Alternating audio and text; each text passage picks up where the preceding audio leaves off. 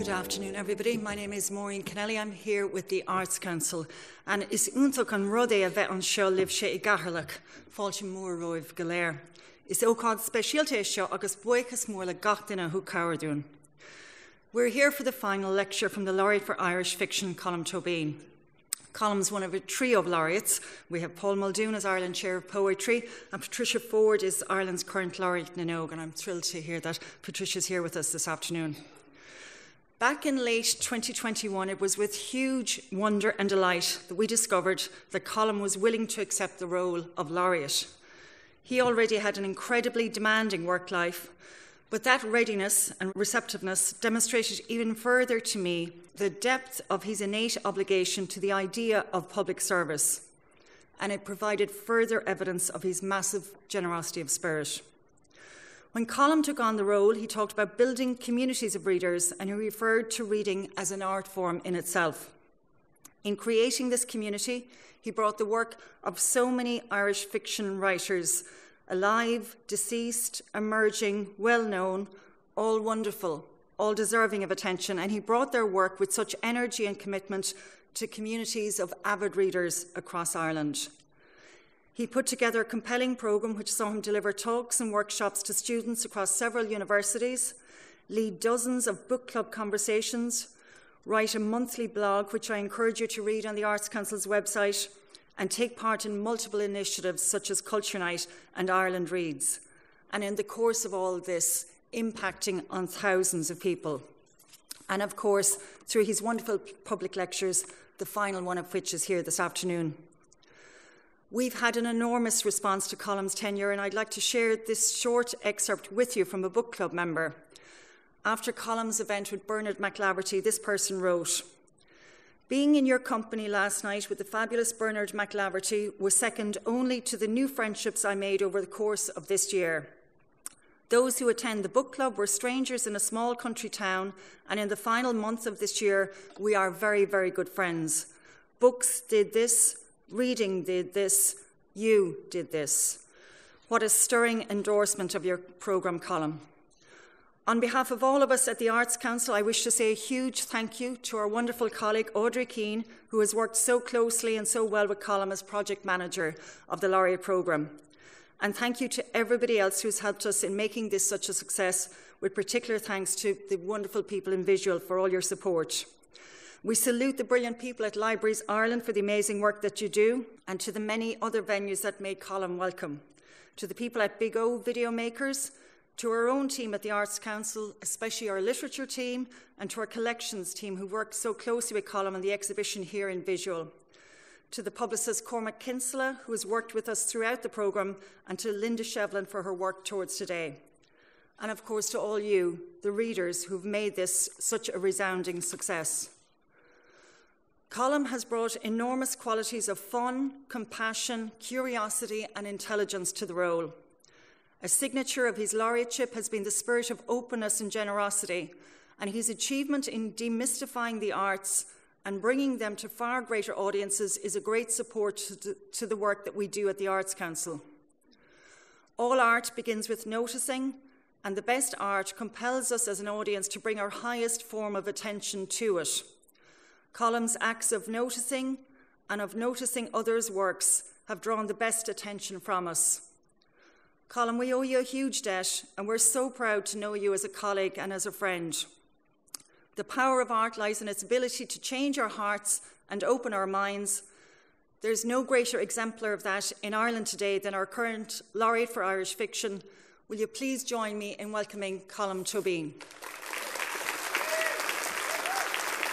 Thank you very much.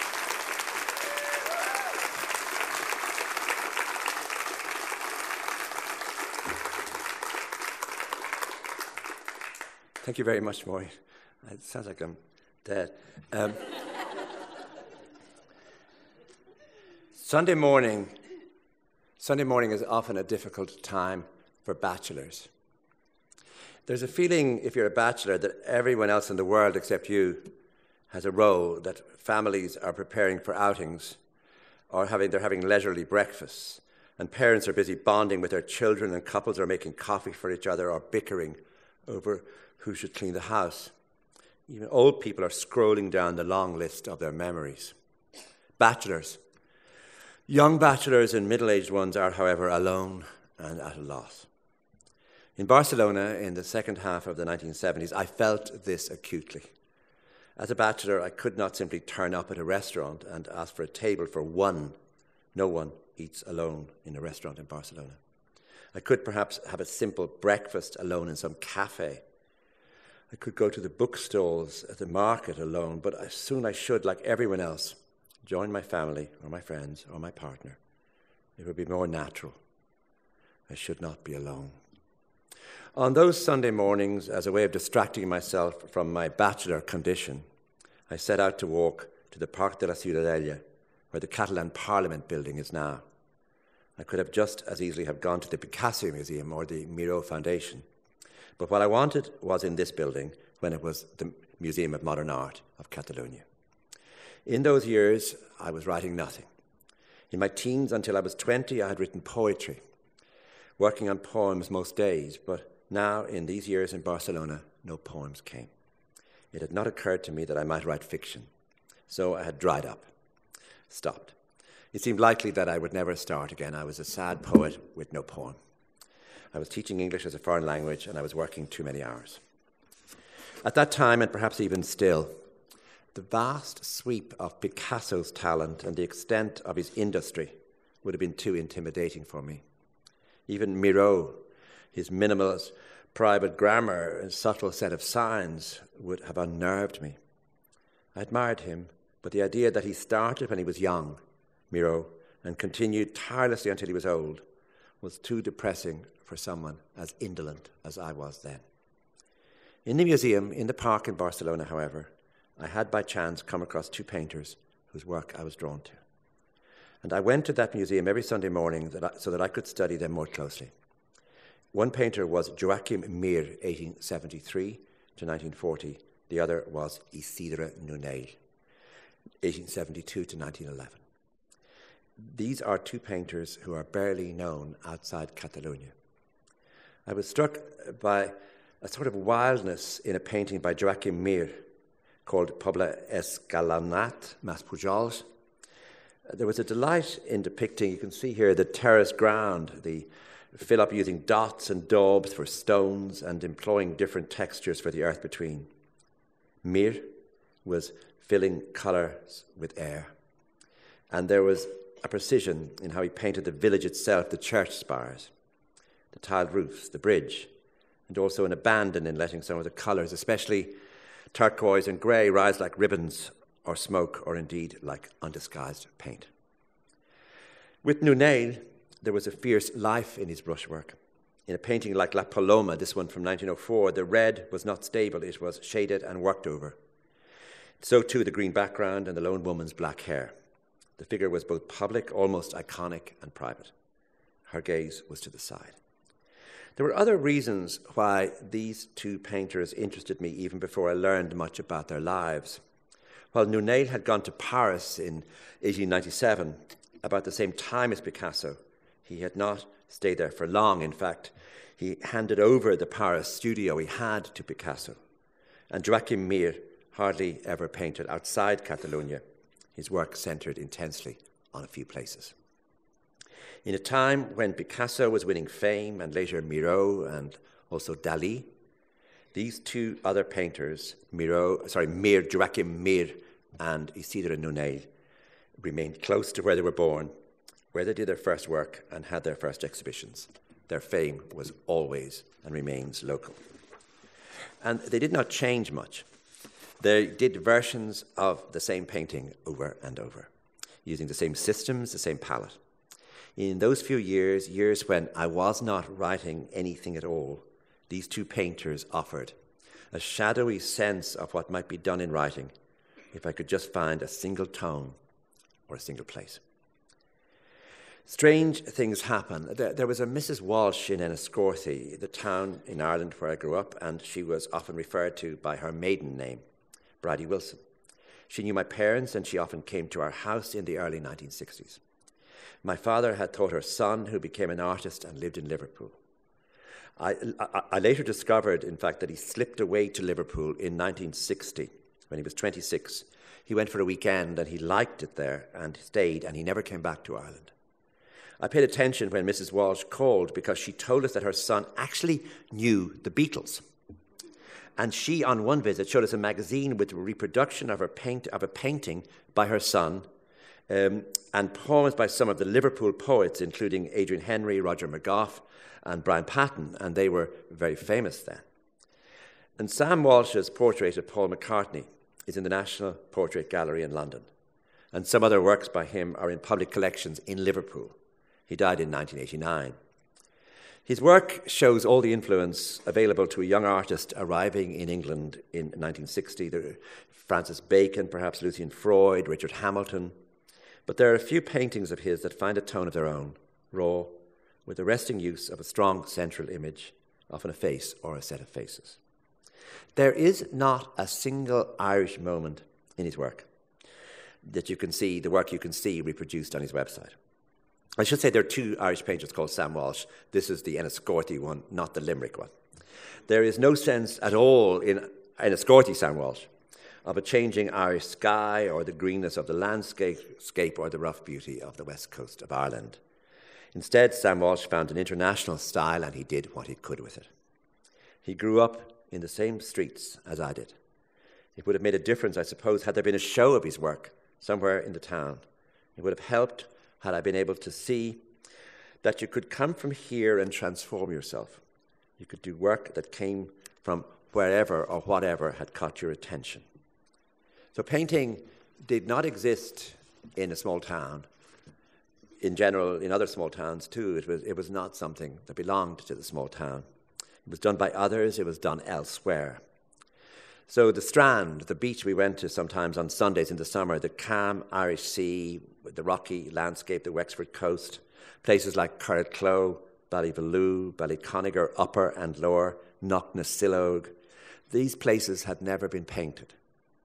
But then, in the mid-1980s, my mother mentioned that she and her sister had bumped into the painter Tony O'Malley, whom they had known when he worked in a bank in the town more than 30 years earlier. He now lived in Cornwall, she said. There was a touring show of his work.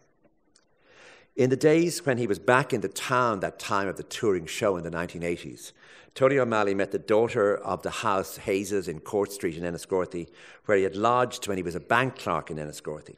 And casually, Paige Hayes mentioned to him that the suitcase that he had left behind all those 30 years before was still in the attic anytime if you want to collect it. So the suitcase, which he had thought was missing, was filled with drawings, watercolours and gouaches O'Malley made in the 1950s, early 50s, of places around the town of Enniscorthy. This is before he retired from the bank and went to live in St. Ives in Cornwall. He told me, when I met him soon afterwards, that he was almost ashamed in the early 50s to be seen painting or drawing. So he used to go to out-of-the-way places, walk out of the town on quiet roads seeking some subject. People might laugh at him, he said, or think he was strange if they knew that this was what he cared about most. Some years ago, a friend let me know that there was a small painting by Tony O'Malley for sale in an auction in Dublin, and I should go and look at it. I recognised the scene as soon as I saw the painting. At the bottom of it is written 1952 Ballyconnegar. So that with O'Malley's customary signature from those years, he must have written the name of the place, which is normally spelled as Ballyconnegar, because that was the way he had heard it pronounced. The painting, as we see, the painting we're seeing here is actually small, is 8 inches by 10. It is of a, as you see here, a cliff, a strand, the sea, the sky. Now it is of a scene on the Wexford coast, on this east coast of Wexford, that is not there anymore. It is the soft marl of the cliff we can see here that was below Keating's house in Ballyconnegar Lower on the, as I say, the east coast of County Wexford. The land there is gradually being eroded, washed away to become nothing. But most of this that's in this painting has actually disappeared, so that it would look in the future as though he was painting just maybe in the town out of his memory or out of his imagination, but he wasn't. So it's painted, the painting is painted from the south. It's facing north. It has the sand below the marl in two shades, and one we can see more golden because it is in sunlight, the other darker because it is in shadow. And it has to be summer, and it has to be late in the day because the slanted light is coming from the west. The clouds over the sea are shaping up for rain, but are cut through, as we see, by light. Perhaps they will blow away. And then there is the sea itself, an easy blue, as it often is, with a low wave in white, then another low wave behind it. Notice no rocks, east coast. No people, no obvious drama, just the world doing its work. What is strange is that it could be nowhere else in the world because of the incline of the cliff, the softness of the sand and the sea, and the precise and peculiar curve of the land going north. It was made in the years before the erosion itself changed this landscape, lowered the cliff, and altered the incline, so that soon it will be remembered by no one, and no one will recognize the scene in this painting. The landscape will not just be unrecognizable, it will be gone. We have the painting.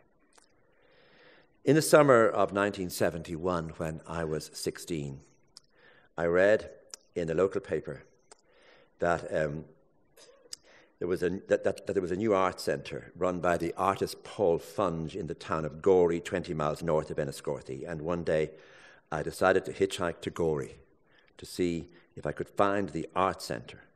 My family knew the Funges, who had a shop in Gorey. The Funges were in Fianna Fáil, as we were. And Paul Funge... look at this. This is the old Project Arts Centre in South King Street. And this is Charlie Haughey. You see Charlie with his implacable face. That's Paul wearing a dicky bow and the cap, right? That's Brian Maguire over there. You can see the painter Brian Maguire in between the two paintings over to the right. And that's Charlie, that's Paul. That painting, you see, of Paul's face just sticking up above a horizon and a figure on a camel. Charlie bought that painting that day. And it was, when he died, it was in his estate. And Maureen Haughey got in touch with the family and said, we have the camel painting still. So Charlie, I think that date I think it would be the spring of 1973. I can't think who's speaking, but I was there. Anyway, that's Charlie, who at the time, of course, he'd been Minister for Finance, I suppose, up to a certain point, and then the arms trial. So he's out of power, and he's out of power. Charlie becomes he's always interested in the arts, but out of power he became more intensely so, because this is probably one of the few places in Dublin he was truly welcome that night. And you could see him there. Anyway, that's a great photograph. So Paul Funge at the time was a painter, teacher in the College of Art. You can see he has a red beard. And he had a curious way of looking at you over his glasses. He smoked all the time. Often he had one cigarette lighting. You don't see that anymore. And sitting in an ashtray. And then he'd light another, forgetting he had the one in the ashtray. And he seemed nervous, as we'll see in a minute. And then he would become suddenly articulate. And then he would giggle as though he was amused by his own effort to be serious. But he was serious. He was serious about opening an art centre in this small town and letting people experience the best theatre, the best music, and see the best work being made by contemporary Irish painters. I was writing poetry, and I was reading poetry, enough to know how personal some poems could actually be, and how urgent the impulse to write a poem might be also, but I knew nothing about painting. The idea that a painting could come from a personal impulse was something that had not occurred to me. I must have thought that it was a strange, distant sort of art. I mean, you just put some colours down and you tried to make a likeness of something that was real or imagined. I mean, I couldn't see there was anything more than that involved, but I was wrong. And what we're going to see now is it's an extraordinary moment where Paul was absolutely intent on the idea of bringing the best in art to a small country town. So he built the art centre at the back of his father's shop. The shop Funges is still on the main street of Gorey. So he built, very quickly, using the same system as building a barn, basically just for shelter, There was a small studio where paintings could be shown, and then a big, much more open but sheltered space where concerts could be held. It was where I saw Jack McGarren, the famous Beckett actor, performing. It was where I saw John Ashbery, the great American poet, reading, so that anyone could come to Gorey. All roads seemed to lead to Gorey at a certain point, but for Paul, what was essential was that this was for the people of Gorey, and that this was something that should be happening in every town. Remember that he started it in 1971, when there was the only other art centre in Ireland was, of course, the Project Art Centre in the middle of Dublin. So the idea of opening an art centre in a small town, the Wexford Art Centre had not yet opened. The Galway Arts Festival had not yet taken place. So to run an arts festival in a small place outside Dublin and to run an art centre was actually new and innovative. And it was something he cared deeply about. What we're going to see here is that obviously the question remains for anyone who's making paintings or sculpture or any form of visual art in Ireland or in any country, is what is the relationship between what you're doing, the object you make, and people who might not come to look at it? Is there any way that the people who might not come could be connected to the object? What if people said, well, I don't know what it means, and I don't know what it does, and therefore it's not for me? How do you handle that? And in 1976, Paul came up with, I think, an idea that no one has really followed through in any arts venue that I'm aware of in Ireland. So we'll just see what he did. I should say that some of the paintings he's hanging are by figures like Jonathan Wade or Michael Caine, that in other words, Alice Hanratty. So in other words, he was bringing work from Dublin and hanging it. And certainly when I went there first, that was what was happening. But in 1976, he had another idea of what he might be able to do in order to connect or to at least get energy from the disconnect between the visual artist and the people who were living in a small town. So let's just see this.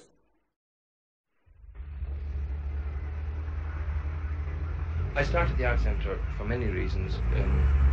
Essentially, I think probably the most important one is that I feel that the country, you know, the small towns, the smaller counties, villages, so on, even in the old times were some sort of an integral unit, like which had their own craftsmen, they had their own kind of fabric pattern of life. I think this has been completely destroyed by kind of a provincial attitude, which kind of says that, oh, well, anything that's good in art must happen in Dublin.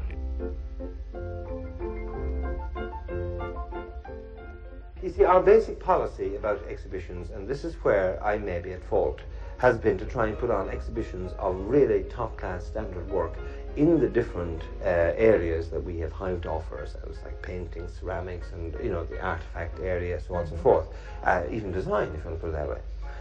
We've tried to put on exhibitions of top merit, you know, and I think that perhaps we have, as has been, you know, I've been accused of, I think perhaps we probably have shot slightly over the heads of what is normally regarded as an artifact or as a piece of art. But surely that's rather patronising to say that. Yeah, well, I must admit, I did say it very patronisingly, but in fact it wasn't meant in that particular way. This is the particular reason why we have this particular exhibition, is that, right, if I'm at fault, I'd be the first person to admit it, and I simply want, in fact, to be called back to base one, and I want to see, and I want people to participate at the level that they feel that they want to participate in. Well, what is the particular purpose of this exhibition then? Well, the purpose of this exhibition is simply, more or less, to see precisely where we stand.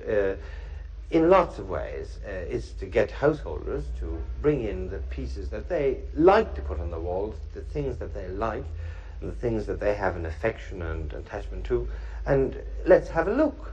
And that way, surely, it'll reveal much more where art is at, or if that's the word for, you know, what where we're going, and probably it will give us indications of what to plan for the future, for exhibitions that probably, you know, will create more interest and generate more response. And I mean, there's many other side effects. I mean, essentially, an exhibition like this, just think of all the people who are going to come in to see their own work and incidentally see other people's work.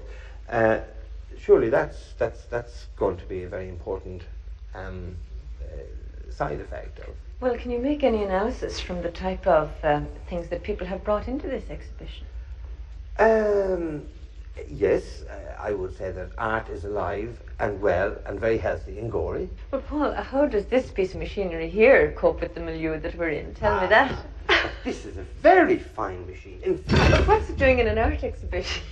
but technology is very fine art indeed. And this is the point that very few people seem to understand. So this is a piece of technology. Of course it is. And what does it do? My goodness me, this is a magnificent machine which has had the, what you might say, humanizing influence of art. This is a potato machine that makes chips. How does that become a piece of art? Will you tell me? It makes chips beautifully indeed. Yes, but you see, you know, when you paint up and when you make a symbol out of your piece of technology, you're having a high-class piece of technology plus the whole symbolic kind of, the whole transposition that art transposes the ordinary, the ordinary to the extraordinary. Well, and this is what that's, in a sense, trying to do. He had, Paul, an extraordinary facility as a painter. He could make paint come alive. I mean, I was learning so much about the idea that this paint business was not a dead thing you just put down and it dried, but that it could do more than that. And, he could do that in one part of the painting, a lot of work, and then another part could be calmer and more definite, and elsewhere on the canvas or often on the paper. And by the time I met him, I think the influence of Francis Bacon, say, was clear as he used the canvas as a site for drama, often with a single male figure at the centre, often with elements of self-portrait. And there was a tremendous theatricality in his work as a painter, a sense of figures and the paint sort of performing together. And among those whom I met in the Art Centre, Funge Art Centre first, became the Gorey Art Centre, was Robert Armstrong, and who's here tonight or here this afternoon. And Robert was a couple of years older than me, or at least he was then. I presume he still is. And he had, like Paul Funge himself, a way of being amused most of the time, and then he could become dead serious when discussing painting. And he was still a student then at the College of Art.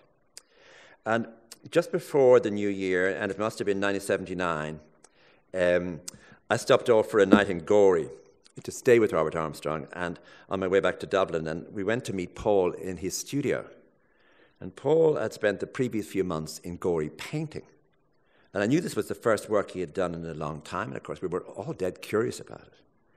And the work was all on paper, and Paul was really oddly pleased with it, which again wasn't something that you would notice. He was very modest about his own work, but he wanted us to see it, and we spent the night looking at it, drinking, falling around laughing, as Paul, in a comic mode, decided to undermine the whole achievement, the entire series, which was later called The Prince, by claiming it had been inspired by the Pope's visit, John Paul II, which had happened in Ireland some months before. So he did it all in a Polish accent for us, describing each painting as being about that. He made jokes, he made self-deprecating remarks because he knew how good these paintings were. And making solemn statements, in any case, was not his style. But I was listening carefully, because what Paul was working with concerned me most. It was the whole idea of how to make a character, how to make an image, how to capture the anxieties surrounding family and the drama surrounding sex in a narrative. In this new work, he had developed a sort of personal iconography, figures in groups, dream people, religious figures, family, friends, lovers, and at the raw edge of some of the paintings, he placed the self, sometimes directly as a self-portrait, allowing this figure to be both uneasy and on the prowl. I remember Paul talking when we went to the pub that night about work, how people respected painters who worked 9 to 5, but how such a schedule was impossible for him. He worked flat out, or he didn't work at all. He worked fast. Although many of the Irish artists, the Irish visual artists who came to Gorey were well known, there was always a sense of them feeling beleaguered. So there were tremendously good company in the pub, because no matter what was happening that was good, they would have something sour to say on this whole matter of art and society, or other artists, or buyers or galleries. We would always be tremendous. For every artist, there's always another one, writers too indeed, who have better luck or better friends, or bigger canvases. And for every Tintoretto, there is a Titian. For every Paul Henry, there's a Jack Yeats. For every Braque, there is a Picasso. So, but looming over Irish artists in the 1960s was the figure of Father O'Sullivan. Father O'Sullivan. He was a Jesuit priest. He appears quite interestingly in a biography of Graham Greene, where Graham Greene believed that an Irish Jesuit priest known as Father O'Sullivan had been very attractive and had come to London and had beguiled Graham Greene's girlfriend, Catherine Walton, who's the woman in Greene's novel The End of the Affair, and had seduced her and taken her back to Ireland and reintroduced her to the demon drink. This is our friend, Father O'Sullivan, here. So in this time, he was director of the Arts Council between 1960 and 1973. So the reign of Father O'Sullivan goes right through the 60s. And it was a time of scarce resources. Father O'Sullivan concentrated these resources of the Arts Council entirely on the visual art.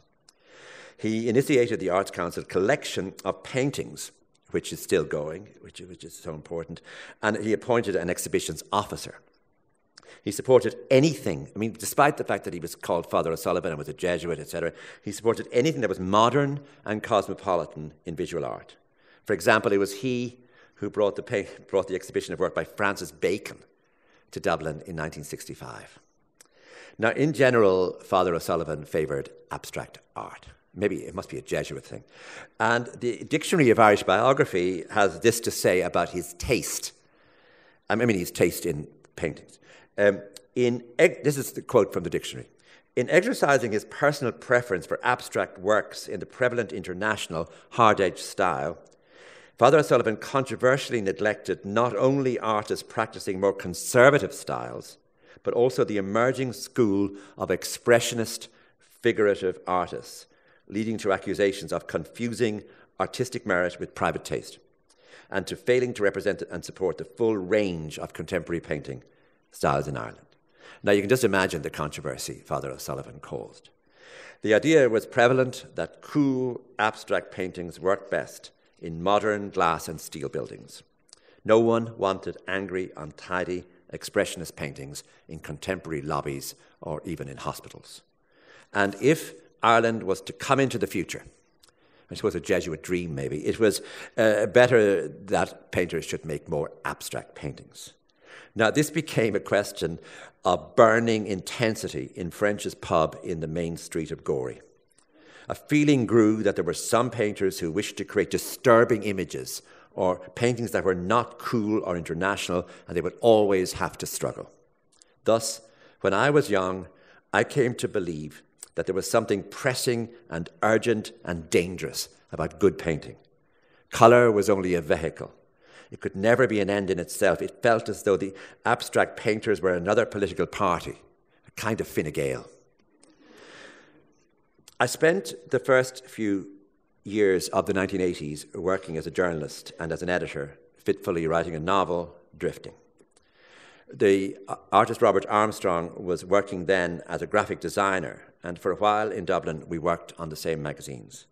When we talked, it was never about writing, which I wasn't doing, or indeed about painting. Gradually, Robert began to spend more time in a studio he had found overlooking the River Liffey in Dublin. What fascinated me was watching his obsessions as a visual artist emerge.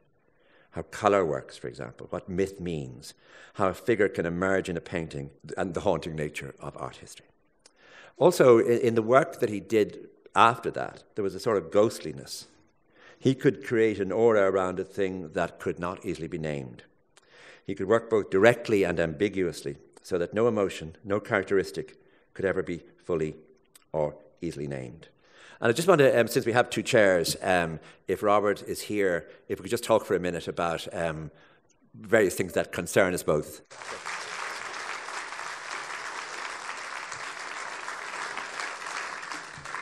Robert, I just want to ask you first about Paul Funge and being, you were a student of his at the College of Art, but you're also a neighbour of his in Gorey. Yeah. And the idea of what he set out to do in Gorey, starting about 1970, 71, and going through the 70s, was really innovative. And while we did laugh a lot and there was a lot of drinking and mocking our betters and stuff, it was intensely serious as a project. Yeah. It was, but I mean, when I was thinking about this, 1970, I was 17, and Paul would have been 27. So there was a sense in which he was very young. We were all very young, and the people who congregated in the Arts Centre were all very young. So it was enormously exciting, full of possibility. And Paul, the Project Arts Centre had opened the year before. He was part of a whole coterie in Dublin. And there was a certain anti-establishment flair to the whole thing. And what you were saying earlier about expressionist painting and so on. And the people that Paul invited to show in Gorey, they would have been almost like a core group of the independent artists. Who could you just explain what independent artists is? Well, the art scene in Ireland prior to the advent of the independent artists was, I suppose, mainly controlled by the Living Art group and maybe then various establishments as represented by Father Sullivan and... So the Living Art would have included Louis de Brockie, Patrick Scott, Anne Madden, maybe Anne Yates. Yeah.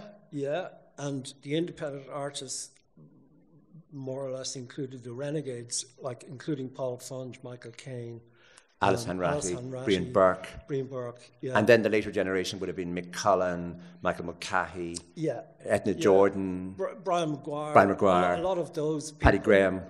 Yeah, they would all have been more aligned with the independent artists and, what became of them. Would there be a political...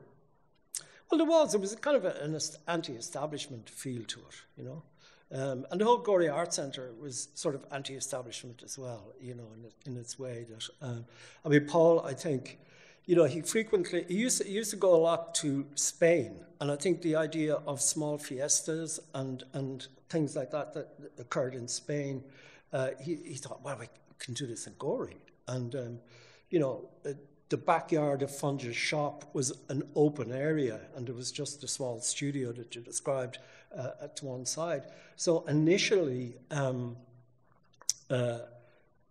Paul got yards and yards of polythene because, it rained a lot during the summer, so you couldn't be guaranteed to put on a concert with U2 or the Clancy Brothers. U2 is over there, yeah? Really, we mean U2. Yeah. And all of these... entertainers or people were coming, but it was an open yard. So in the first year or two, he had hooks screwed into the wall and yards of polythene. And when it did rain, then of course they just filled up with rain. You had to put a brush to push the polythene up to get the rain to go off. Yeah. And then the following year, I think he did the hay barn. The corrugated, thing. He got a local firm who built hay barns for farmers to come in and cover the yard, and that's what's in the background of that painting there. There. Yeah. That shows the galvanized shed. Yeah. And Robert, I want to ask you, just looking at that painting of yours there, is from what time? 1970? 1975. Right. Yeah. And so I just want to ask you, because maybe we could look at the next, how do you move from that painting in 1975 to this more recent painting? That, in other words, I was talking there about how hard it is to pin you down as a painter, that the marks you make or the way in which you're using art history or myth, but actually what you're using is colour. Yeah. And that something you were always fascinated by, the idea of possible figure and the way in which colours would work against each other. Could you, I don't know how you could describe this to us, but if you could just give me a clue how to read this painting. Well, the one that was on earlier was a very figurative painting based on a photograph of a poor family from the Evening Herald or something. But as I developed as a painter, I became more interested in colour and formal things to do with painting, and not so much in depicting any sort of particular narrative or reality, and tending towards abstraction, but I always had a difficulty with abstraction, that it was like some sort of free fall, what have you got to hold on to or something. So those formal elements were kind of key. And in this painting, I mean, it's called Ochre Mountains, but ochre, that kind of ochre which you can see even bits of it peeking through the sky and at different points in the painting, it's like a ground, so it's not a particular place, but I'm kind of interested in ochre as a ground, and the pigment comes from the soil, from the earth, and so it actually is ground in two different senses. Yeah. A few months ago, I was trying to. Your friend Lynn Geldof asked me what was I painting these days. So I said, well, I suppose I'm painting mountains, but not really. I'm doing that, painting shapes like that. Yeah. And really as a way of breaking up a tendency towards a horizon or something like that. Yeah. And Lynn looked at me and said, "Oh right, yeah. So you're painting Toblerone." And I said, "Yeah, exactly. You've got it. So it's an arrangement of color and shapes, partly informed by some Chinese and Japanese painting I've been looking at over the last few years, right, where they use different forms of perspective, like seeing up a mountain, across a mountain, and different ways. Yeah. So it's a fiction, and I think painting is, I'm more interested anyway in fictional painting than narrative. Thank you very much. Thank you, Bob.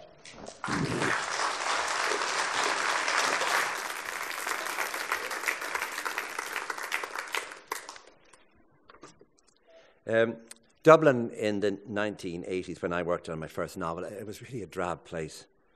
And most of the small rented flats where myself and my friends lived, it's hard to remember this, but they didn't have central heating. There was no gas system in Dublin that was widespread enough. And many places were actually damp. I mean, rising damp in the winter and indeed in the spring and the autumn. If you had a choice between staying in the pub until closing time or even later, or going home to your cold flat, you tended to stay in the pub. And one evening in the National Library in Dublin, it struck me that while most of us were busy reading books in the library, we were actually there because it was warm. Politically, things were no better. And the city of Dublin, lacked colour in some way, and it was out of this lack that the novel I was working on, which was published in 1990 called The South, began to take shape. The main protagonist of the book is an artist, Catherine Proctor, who paints in Barcelona and in the Pyrenees in the 1950s and Ireland thereafter. And she depicted isolated places, the Wexford coast, places that had never been painted before by a painter. And as I wrote the novel, I became aware of a number of actual painters who had worked with the Irish landscape. They had a personal glow and an independence of mind, all the more emphatic because of the general drabness around them. Many of them had lived in France or in Spain. And so slowly, I began to look at then art made by an earlier generation of Irish women painters like Nora McGuinness, Mary Swansea, Minnie Jellett, and Evie Hone. And as I started to work as a journalist, and you could meet, or at least see from a distance at exhibition openings, artists such as Camille Souter, who was often in Dublin, Anne Madden, who would come in from France, and Maria Simmons-Gooding, who would come up from Kerry. And they're painters, as I say, that they were interested in landscape, and they came to openings. You didn't see them the rest of the time. You never saw them in the supermarket. And there was a glamour and mystery and singularity about them. They seemed made for a novelist in search of a protagonist who was an artist. And one night, it must have been, I suppose, 1980 or 81, I was sitting in the bar of the Arts Club in Dublin. The only reason to be in the bar of the Arts Club was it was open about an hour or two after the pubs, so it was very useful sometimes. And it was late, as it often was in that bar. I never was there early. And there was a middle-aged man with grey hair and very beautiful eyes at the edge of the company, and he was becoming increasingly cantankerous. Clearly he was drunk, but it was more than that. He was exuding a well-developed kind of malice. The sort of malice you often got, people talking about Father O'Sullivan, like a sort of visceral hatred of Father O'Sullivan. A sort of high contempt this man had added, that he had also for those around him, and indeed for the room itself, and maybe even for the very night into which we would wander once the bar in the Arts Club was closed. But he would not be leaving this man. I found out he was actually living in one of the rooms upstairs, and he had no money. In the middle of some discussion with him, I realised who he was. His name was Patrick Collins. He painted the landscape of his childhood in the west of Ireland, in Sligo. He did not go with an easel into the open air. He did not work from photographs. He painted what happened when memory became a sort of active force, when the task of the paint was not to represent the visible, but to enact it in all its mystery and strangeness. His landscape could be shrouded in mist, or painting that's grey, often blue, grey-blue, blue-grey, that suggested mist or veiled by low skies. Clearly, this was west of Ireland light. His landscape had marks or even figures, often at the centre, some of them precise, some suggestive. Mostly, he made the same paintings, or the same sort of paintings, over and over. But there was a sense of a struggle in each one to maintain subtlety while remaining true to what it was like to see a certain place, experience it, and then remember it, and then re-see it using paint. Like many of his colleagues in Ireland, Patrick Collins had no interest in international fame or trends in the art market. And this gave, I think, this group of Irish artists a great independence. It also left them to risk periods of poverty. Patrick Collins didn't ever worry about going out of fashion. In a way, he was like those two Catalan painters, Mir and Nunez, who had kept away from Paris, who had depended on local galleries and local collectors, and who had not been afraid of repeating themselves. At the time I met Patrick Collins, I had not even started my first novel. The novel lived in my dream time. I was doing everything except writing it. One day in Dublin, I went to interview the painter Barry Cook for a magazine. As we stood in front of one of his canvases, I wondered how he could combine what seemed to me like a deep deliberation, a sense of line and tone that were fully controlled, and also a swirling energy which gave the paintings flowing power. He loved what grows and shifts and gets transformed. I asked him, how do you begin a picture? I mean, literally. There's no picture, there's nothing. Just say it's canvas. Like, what do you do first? I suppose I wondered if he made the shapes out in charcoal, if he drew in a pencil, or if he had a plan. And he said, you make a mark. He gestured the making of an almost random mark at a random mark with an imaginary paintbrush. Like you make a mark. I thought that was great. Sometimes in the few years after that, in evenings and at weekends, living in the top floor of a house in Harcourt Terrace, and I would make a mark using a manual typewriter. And often when I had no idea how to proceed, when no new image came, when I felt I was blocked with the book, I remembered again what Barry Cook had said. I made a mark. For the opening of one particular chapter, when I really could think of nothing for the characters to do, nowhere for the novel to go, and I decided that I would make a mark. I would write the first thing that came into my head, the first word, anything at all that came into my head, like as though you just could make a mark. And what came was this: the sea. A grey shine on the sea. Just that, the sea. A grey shine on the sea. So I was typing fast. That's what came. As I wrote these sentences, a world that I knew well could be conjured up. It was that stretch of coast near Ballyconnegar on the east coast of County Wexford where Tony O'Malley had painted. I could get something from its modest colours and easy tones. In the style of the prose I used, I could keep the colours muted, hidden, not afraid of plainness, dullness, with no striving for effect.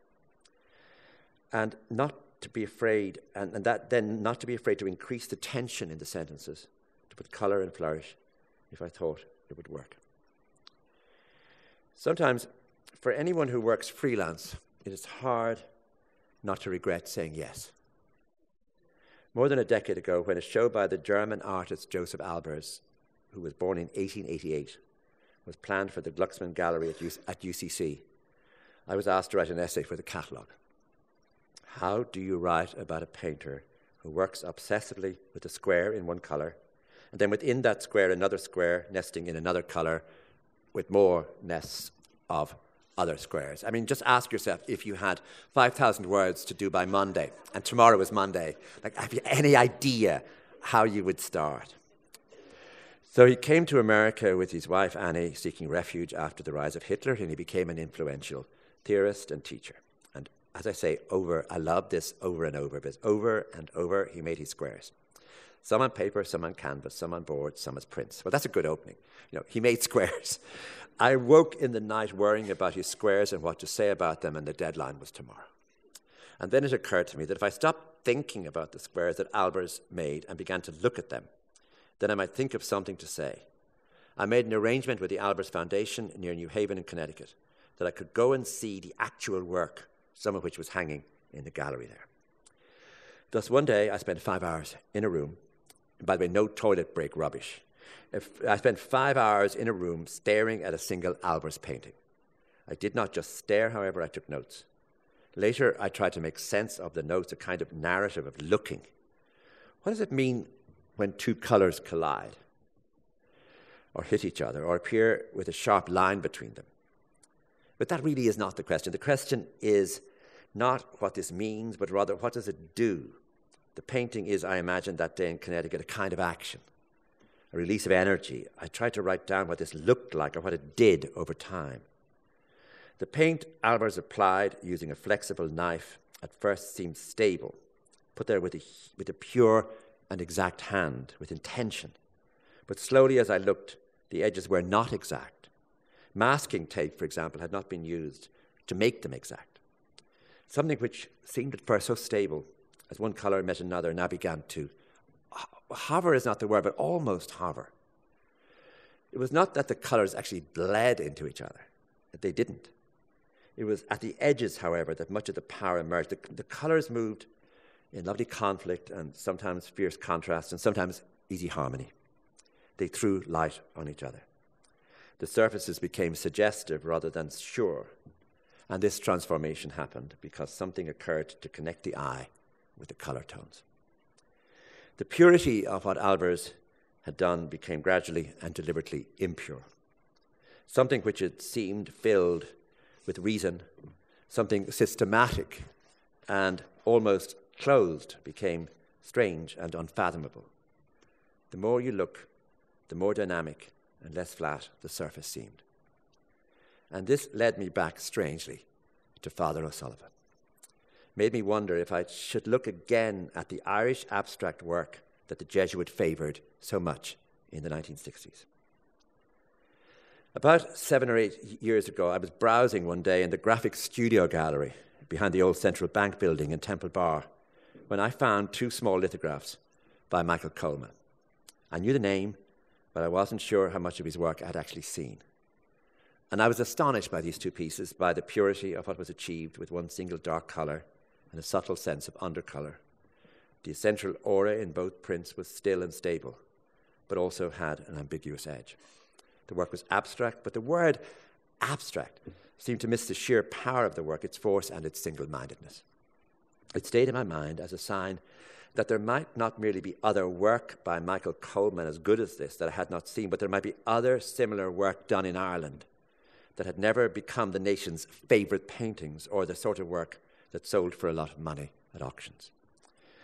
I began by looking at the works in the Arts Council collection, a collection that Father O'Sullivan himself, as I said, had initiated, work that might be called abstract, or at least, I began to look at the work that might be from the collection that might be called abstract, or at least share the avoidance of obvious figures or open connections to, say, landscape. Work that did not actually depict anything, or that works that established themselves enough for such a description to become redundant. Work made in the years when fashions changed, when no one privileged a cosmopolitan style anymore, when no one much called on Irish artists to make art that could fit in with an international paradigm. artists, as we know, work alone, but to work alone as an abstract artist in Ireland in, say, in the time after Father O'Sullivan, in the 1970s and 1980s, gave the artist a particular solitude, but also a particular power. So the work in the Arts Council collection was bought by the Arts Council one by one, often from a commercial gallery at a time when the work was on show. These individual pieces are like paintings, or pieces of sculpture, are like snapshots of what was happening or deemed significant or seemed promising in Irish art at a particular time. From the 1960s, as the Arts Council collection grew, the Council itself never sought to fill in gaps in the collection or use retrospective knowledge or later taste to make the collection more in tune with changing fashions. Nothing from the collection was ever sold or given away.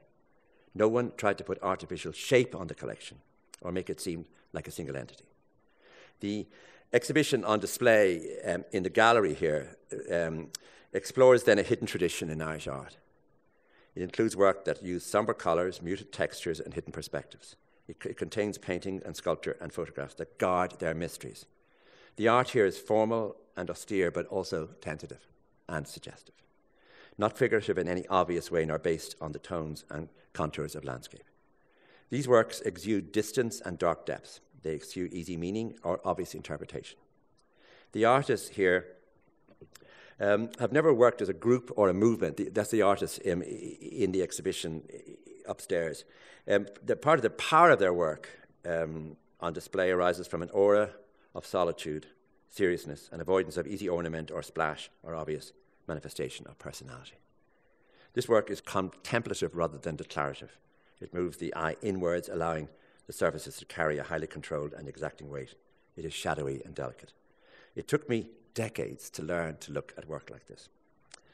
And as I went to look at the actual work that had struck me particularly, I began to find art that had the same dark mystery and rich interior life as those two prints by Michael Coleman. Work that manages from what seems like limited means to be complete and stark, or even strange and exploratory, guarding itself from easy interpretation. So that what I'm talking about is the idea that in going in and looking closely at this work, I could then, in some way or other, enrich the way I was looking generally, so that I went back to look at a painting. For example, that painting we've been talking about by Robert Armstrong, I could actually see what he's talking about, where the idea that he isn't actually going out into the air with his easel to try and see what a mountain might look like if he painted it, but actually that he's much more concerned with ideas of shape and the use of paint and the actual, almost the sense of groundedness in paint. And that actually from just looking closely at the albers, I didn't just learn to look at albers, I learned better how to look. And just to say that this Arts Council collection has its values, which is that, for example, there's an extremely beautiful, I'm using the word suggestive too much, but let me stick to the word suggestive, meaning not just mysterious, but but not easy to say this is what it means, by Mary Foley, which is a small piece of sculpture just over by the water in the gallery outside. And this was acquired by the Arts Council in 1983. If you look closely at it, you just see how delicate this piece is, how easy it would be for it to be damaged, how small it is. And that delicacy sort of adds immensely to its power. And just remember that piece, had to be protected, not just dusted, not just held in a place, but actually maintained. It is as though almost active work. And in doing this, looking at this collection, obviously I want to pay homage to the people who spend to really look after this work, including Owen Dara and Ben Mulligan and Grace O'Boyle and Eric Van Kempen, who are the people who actually do this work, who were so generous with me when I came to see it and didn't sort of sigh regularly when I said, could I see that again, or could I see it? And also I want to thank Linda Shevlin, who has been so important in setting up all this work that we see here, and has been so just good at generally being cheerful when I came up with another terrible idea. I also, obviously, Audrey Keane from the Arts Council has just been invaluable and just become a great friend. And I also want to thank Cormac Kinsella for all his help. For here in visual, obviously, Emma Lucy O'Brien, the director, and the theatre manager, Michael Florian Cal, but especially Ben Stafford, who has been so open and helpful. So what I'm talking about, I just want to look at this. This is the Michael Coleman that's in the show. This is what I'm talking about, that idea of coming to this as one of the enemies of Father O'Sullivan. In other words, you sit in the pub in French's in Gorey, and you too hate Father O'Sullivan, even though he's done nothing to you. But in the atmosphere, then, you don't just hate him, you hate all the painters he favours, and faction fights, are natural. People think they're cultural or they're caused by history or the oppressor, but they seemed natural, certainly in French's, in Gorey in 1972 or 3. So that looking at work like this was alien to me generally, and learning to look at it has been a great liberation. And this painting especially, sort of intense energy in it. And anyway, whatever it was, I can't name it. You can't be precise about it. But just please look at it outside and you'll see what. And then you see kind of a painting like Cecil King's Traverse series from 1984 in the collection, the same way as Pulling the Eye In and Keeping Its Mystery. Towards the end of finding these works of art, when I was going back and forth to the collection, finding things, just seeing looking at things online and then seeing what they looked like in the flesh, as it were, I asked what was the most recent work that the Arts Council had acquired. And I was shown a photograph. And it is called Quietly Dispelling the Dark. It's from 2021, and it's by Mary McIntyre. And first I loved the title, First comes the word. And I thought it would be would serve as well as the title for the overall exhibition here in Visual. But mainly what I loved then, once I got over loving the title, was the nuance. Let's look at the actual image, the contrast between the fragility of the shadows and then the solid strength of the angles, the lines. And Mary McIntyre's photograph could easily be seen as a beginning, as a new thing, as a start, a door opening into the collection, or it could be a culmination. But like the rest of the work here, it stands, right in the exhibition, and also we've been looking at it, stands alone. It comes to us on its own terms. It is not merely an account of an experience. It is in itself an experience. And I suppose that is the point of all the work in the show upstairs and the work we've been looking at. I'd like to end by asking Mary McIntyre, who's here, just to come up on the stage, and if we just talk a bit about the work.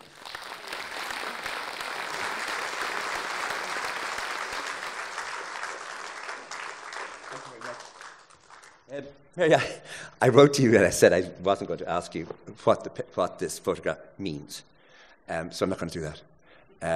But I did. I probably wouldn't be able to tell you, so that's just as well. But I did want to ask you how it was made. If you could just talk about the camera, for example, to start with. Well, I use analog photography. I've been using the same medium format camera for the last 35 years. So digital photography has kind of passed me by. I use transparency film, which I should say that I usually film in low light conditions, so there aren't really any exposure readings. So I have to stand and count. Hold on, could you be more precise? So meaning that in order to say how long you expose for? Yeah, so not only can I not see what I'm photographing insofar as I'm not looking at a computer screen rigged up to the camera or anything like that, I am literally standing counting for each exposure. And each time I count a little longer, and so I'm waiting for the transparency film to come back from the processing plant, so I don't know whether it's worked or not. So there's a lot of risk involved, and most of the buildings that I photograph I photograph them before they're demolished, so if it hasn't worked, then I don't get to go back and do it again. Right, you mean that this particular one is still standing, but this is of a series of interiors of sort of run-down, abandoned, derelict spaces, and about most of them have been sort of knocked down after I've taken the photograph. So there isn't an opportunity to go back and redo it as well. This is almost like painting a landscape that's eroding. Yes. That it isn't as though you can go back and do it again. Most of the places are existing now in my memory or in the memories of the people who worked there or in the photograph itself. Is this in Coleraine or Belfast? No, it's all over. You mean all over the north or? Different places, yeah. But places you've known? Well, I don't go and seek out subjects. I'm quite intuitive in my photographic practice. So I photograph places that I come across as part of my everyday life.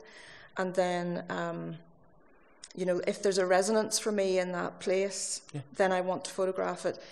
I sometimes think that I'm trying to document the atmosphere that I sense there as much as the actual physical space itself. You mentioned transparency, so I'm taking it that you out of the camera you take it isn't film. Is it a slide? Well, it is film, but yes. it's transparency. Right. It's like slide film. It's like a slide film. Yeah. So basically, you send that off to be processed, and then you get it back. Where do you send it? Well, I usually send it to England, but the pressing plant or the processing plant has closed down, so I need to find another one somewhere in the world. But I'm looking at it on a light box when it comes back. So they send you a printed slide. I mean, a slide, and you can put it on a light box and see it. Yeah, that's the way I small. look at it. Well, mine are medium format, so they're quite large. But when you say quite large, you mean that size? Yeah, they have to be large in order to be. My photographs are quite large, so I need a larger. A 35 millimeter blown up to that scale would start to become quite pixelated. How often does it go wrong? Not that often, actually, because you, having done this for a number of years, you almost would know when you go into a space how long the exposure needs to be. But I bracket, on either side of that just to make sure that I get something, because transparency film's not very forgiving in terms of that. I just want to point out that this is on display outside, so we're just looking at a reproduction of it here, but you can you can see it outside. What I'm wondering about is the angles, the texture. Do those words mean anything to you when I say, look at the way that comes down, or I am always noticing the geometry of space. I sort of think of it as the geometry of the everyday. And I'm very influenced by painting and by abstraction. I don't rarely look at photography for inspiration. Literature, cinema, and painting are my three influences. And so the geometry is that I'm picking up on there is very, very deliberate in terms of noticing where the light's coming in, where the shadows are falling, and the way that creates a new geometric linear structure within the shape, which is transitory, because if the door is closed a little more or opened a little more, then that's gone, that's changed. I suppose we need to emphasize that what you do cannot be cropped, is that correct? It could be cropped, yeah. Could it? Yeah. Oh, and do you crop? I sometimes would crop. Oh, I'm not precious about that either. No. No. I would be. So you can actually...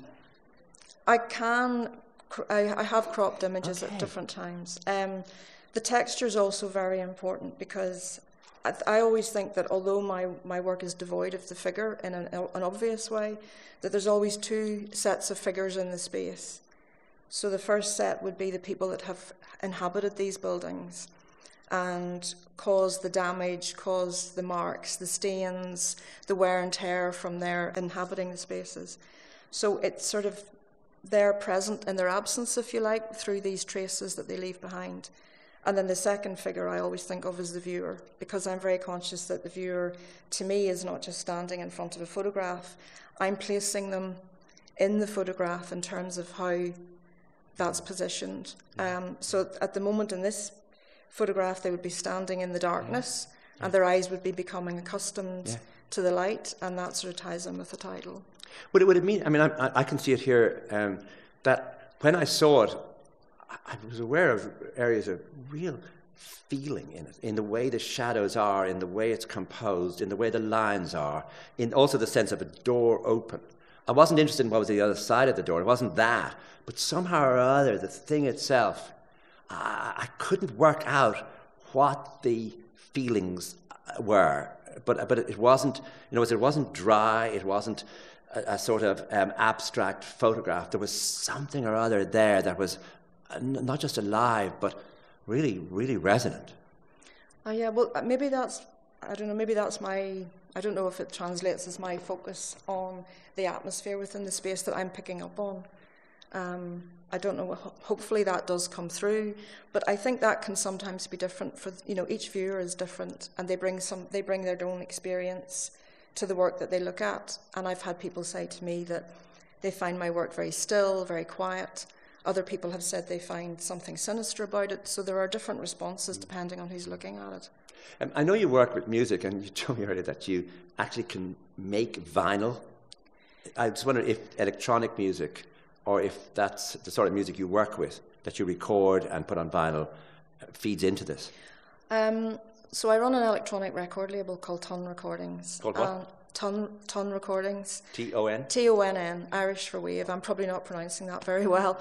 But so the music is of a particular genre, synth wave, minimal wave. And I work with a composer in New York called Sean McBride, who is the artist Marshall Cantrell.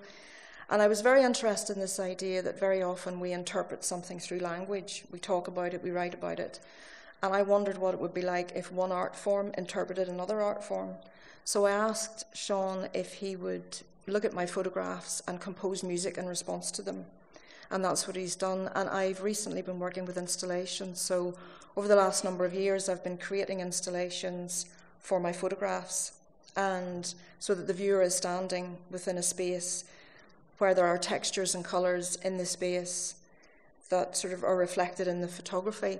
And then Sean's music will come on periodically as well. So there's periods of silence and periods of his music.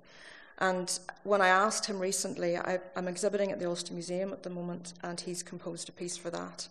And I asked him about it, and he said that he wanted to somehow invoke the previous users of the space, almost as if he was writing a narrative through his compositions that conjured a sense of who had been there. And so it sort of taps into, I think, what you're talking about.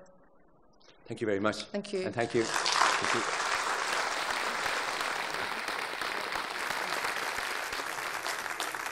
Thank you very much. And just to say that the show is open upstairs, so it'd be really great if you went to look at it. Thank you.